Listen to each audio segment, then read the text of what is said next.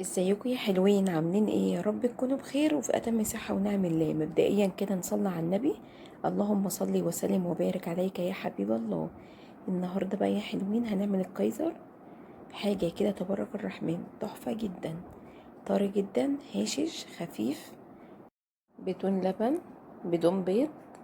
حاجة كده اقتصادية جدا، بشوية دقيق وشوية مية وحبة زيت. هتعملي احلى كايزر، بجد احلى من اللي بتجيبيه من بره. بصوا طري جدا وهاشش. اول حاجة كده معايا 5 كوبايات ونص من الدقيق،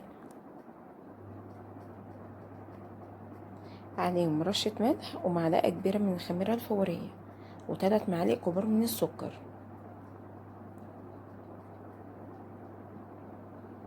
بجد اسهل طريقة كايزر ممكن تحضريها وناجح معاكي ان شاء الله من اول مرة.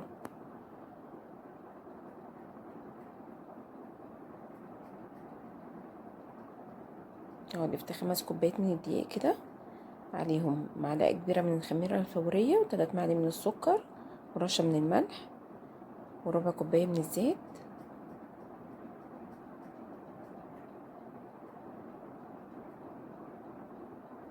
ومعايا مية للعجن، يعني حوالي كده كوبايتين من المية.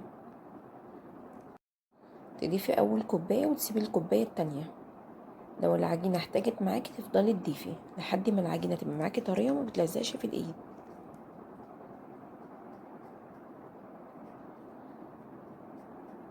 بجد مقادير سهلة جدا وموجودة في كل بيت، وحاجة نضيفة كده وانت عاملاها بايدك في البيت. حابة بقى تعجني بلبن براحتك خالص، بس بجد بشوية دقيق وحبة زيت بجد طعمه مميز جدا. ابتدي اعجن بقى كده. العجينة حسيتها معايا بتلزق شوية فهضيف شوية دقيق.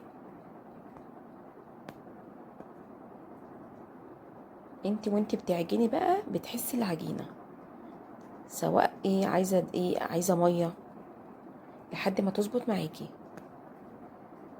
واهم حاجة تخدمي العجينة كويس جدا وتسيبيها المدة الكافية لحد ما تخمر.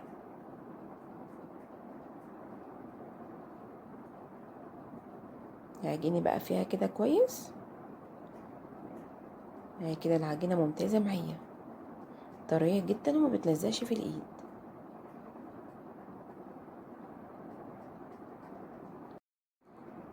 هضيف كده على وش العجينة مسحة من الزيت كده واغطيها واسيبها تخمر.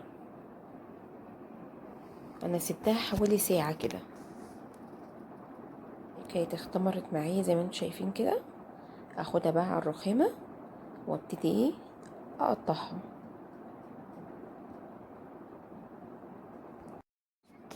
هبتدي بقى اقطعها كده كور، الحجم اللي يناسبك، بس هو الحجم ده مناسب جدا. اهو تاخديها كده تفرديها، تعملي تجويف كده من جوه وتلميها كده على بعض وما تضغطيش عليها.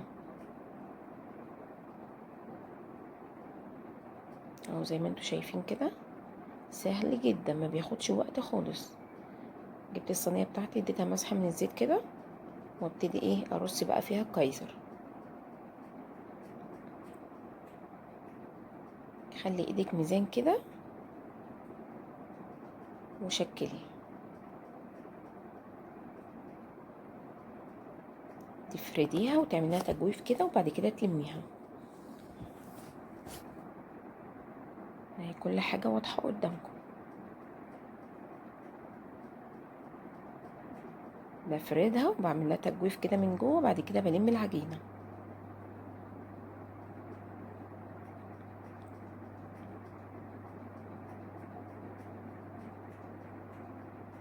بجد العجينه في ايدي ممتازه جدا. اهو ما شاء الله عملت الكميه كلها. سخنه الفرن من قبلها على درجه 200. اهو كده سيبته يخمر اهو اختمر معايا زي ما انتوا شايفين كده. معايا هنا ميه بسكر، ولا بقى بيض ولا لبن، حاجه اقتصاديه جدا. هضيف على الوش كده، ده بيخلي معايا الوش تحفه بجد.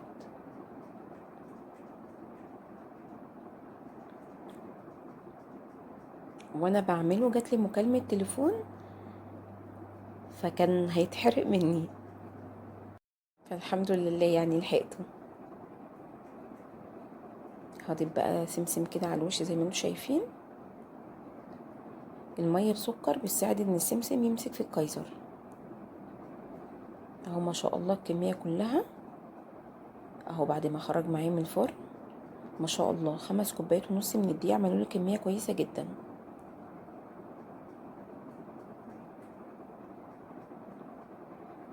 هفتح معاكم واحده كده.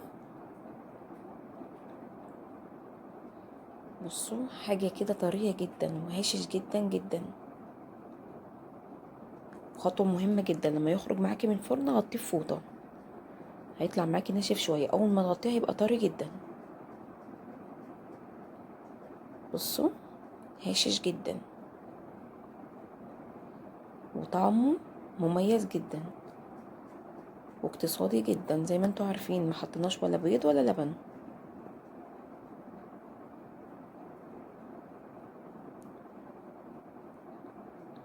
ما شاء الله ريحته جميله.